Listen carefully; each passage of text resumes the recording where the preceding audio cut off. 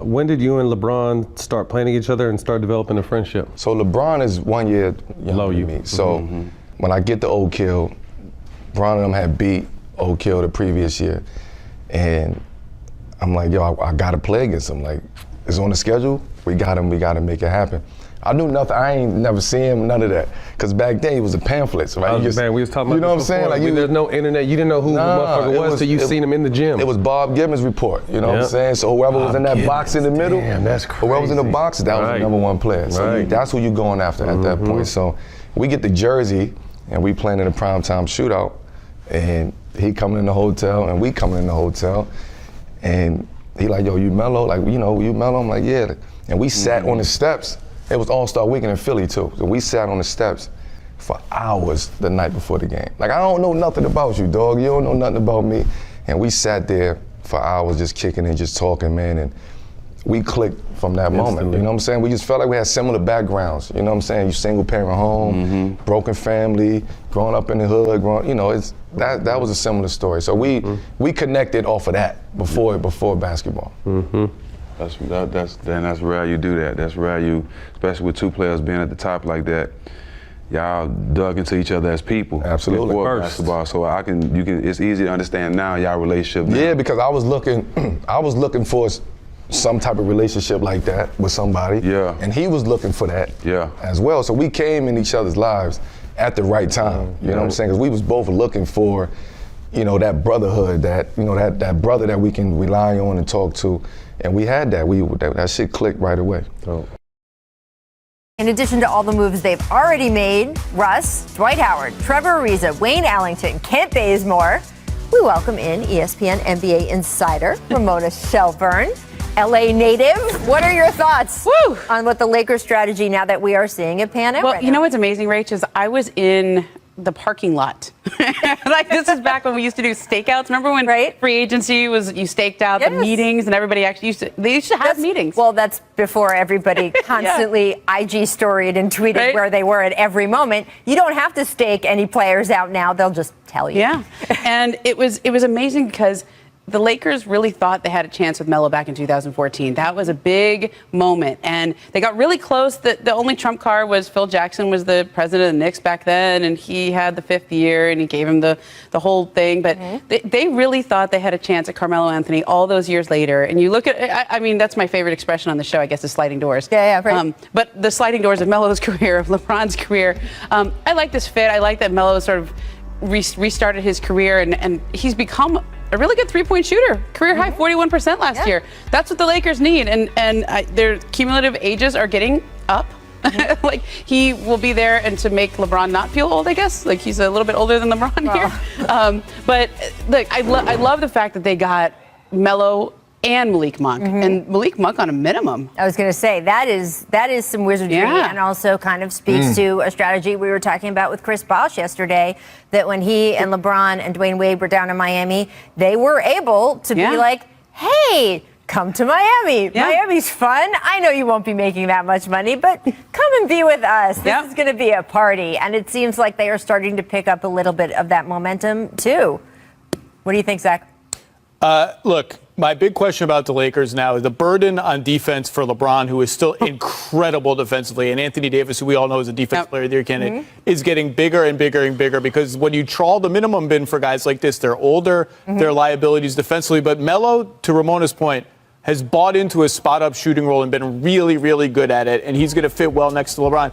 And Malik Monk, look, he's not going to get the headlines here because this is Carmelo Anthony. This is a top 10 all-time scorer, first ballot Hall of Famer, LeBron's friend from when they were teenagers. It's a huge deal that they're playing together.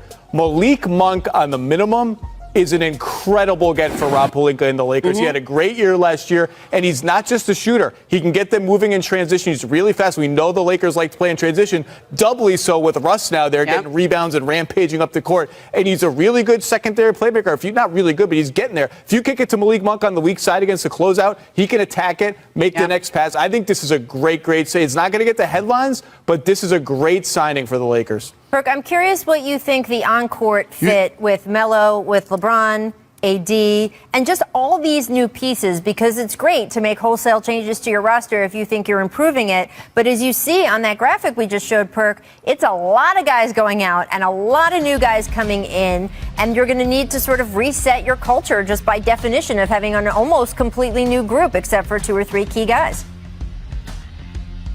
Yeah, and I understand that, Rachel, and I would be concerned if it was a young group, but we're talking about a group of veterans, right? Mm-hmm. And a lot of these guys have been to the promised land. A lot of these guys have won championships. LeBron James, Anthony Davis, you're looking at even Trevor Ariza. But when you look at Carmelo Anthony and you look at Russell Westbrook, these guys are starving to win a championship. That's the only thing left for them to complete their legacy, is to win a ring. So sacrificing is not going to be difficult when it comes down to the Los Angeles Lakers. Look, we're watching Space Jam in real life right now. The Lakers have 5 Hall of Famers on their team. 5. Russell Westbrook, Anthony Davis, LeBron James, Carmelo Anthony, and Dwight Howard. And all those guys still could contribute at a very high level on the basketball court. Dwight Howard, to me, is going to be, again, the unsung hero in this situation, in my opinion, because his ability to still protect the basket. He knows how to play alongside Anthony Davis. He's still a lob threat at the basket, one of the most athletic bigs in the game today. So when you look at the other pieces, the shooting that they added around them, watch the hell out. Yeah, I love this Dwight Howard sign. Re-signing? Yeah, I mean, they missed him last year. That was a calculated decision that they made to go from Marc Gasol in there and let Dwight go and trade JaVale. They missed it, and they missed it against Nikola Jokic. They missed it against DeAndre Ayton, who, by the way, is now a guy that you have to be thinking about how are you going to defend him.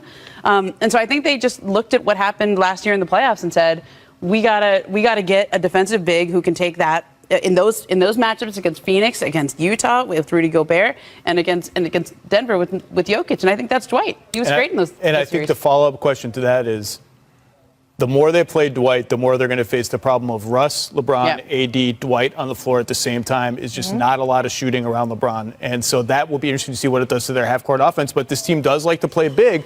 And as much as we want to see Anthony Davis at center, they're going to buy minutes with Dwight at the 5. It's just a matter of how they balance out the rotation, because their shooting has taken a hit. And for 15 years, we've seen LeBron plus shooting is unstoppable. Yeah. And look, here are some shooting numbers of guys last season. Caldwell Pope, not going to be there anymore. Caruso, not going to be there anymore. McLemore, not signed right now. Kyle Kuzma, not going to be there anymore. So you've got a lot of these guns no longer at your disposal. And the age thing is real, guys. They've got 6 signed players right now, 7 if you count Russ, right, who is on his way. 6 of those 7 are age 32 or older. A chunk of them are over 35.